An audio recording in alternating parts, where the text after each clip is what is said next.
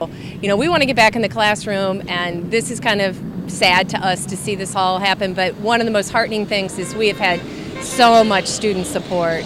Students have been out with us. I've been on 2 different gates. I've been out on the picket line since we started, always having students standing with us. Students, we had some students come by on the first day when it was really hot with a cooler full of water and little bags of candy they put together for us because they wanted to show their support. So we've had almost nonstop student support.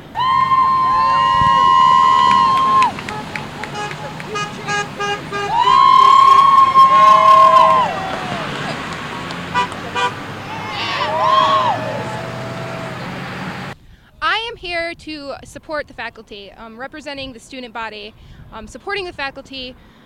There's a lot of issues being faced right now, and it's very important that the faculty stay strong. And so we're here to support them and to help them fight through this. The right for faculty to have input in the academic decision-making process, and that's one of the things they want to cut us out of. We call that shared governance, and it's a hallowed principle at every university in the United States and around the world. So that's number one.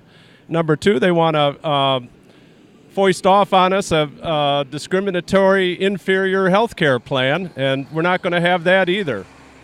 Teachers are the ones giving us our education, not the administrators. And I think that the teachers should get the best thing for them, because the best morale for teachers will give us the best education we can get. If you have teachers that are bummed out, you're not going to get the best education you can get. So. And there have been a lot of unfair practices and policies on the part of the administration. So I'm here to strike against that. I think it has more to do with the fact that whenever you're dealing with the administration, it's perfectly clear to any student who goes here that you are a 9-digit number. And when you're dealing with a faculty member, you are a first and last name and a person. I'm a student. I'm really upset and disgusted with the administration for this. I think that they're running the university like a business. They've made a lot of profit. They're putting our tuition into a bank account, giving the president of the university a $100,000 raise.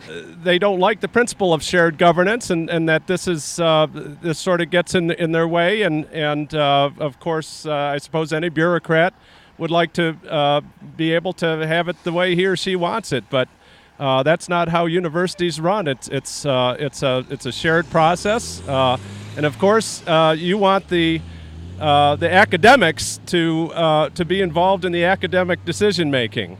We have had students, we're in Chrysler country. There are students whose parents no longer have jobs. There are students who are graduating looking for work, and we're certainly not insensitive at all to what's going on in the Michigan economy. We see it happening in the classroom. We see it happening to our students. My father is from Flint. He transferred in the 80s down here to Pontiac to work at the truck plant.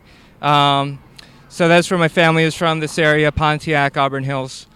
Well, Flint and Pontiac they're big GM towns. A lot of GM jobs and a lot of GM factories were there, GM office buildings, and there's really been a lot of disinvestment, I think is the word, from General Motors, which have left these towns devastated. Flint and Pontiac have very high poverty rates, very high crime rates now.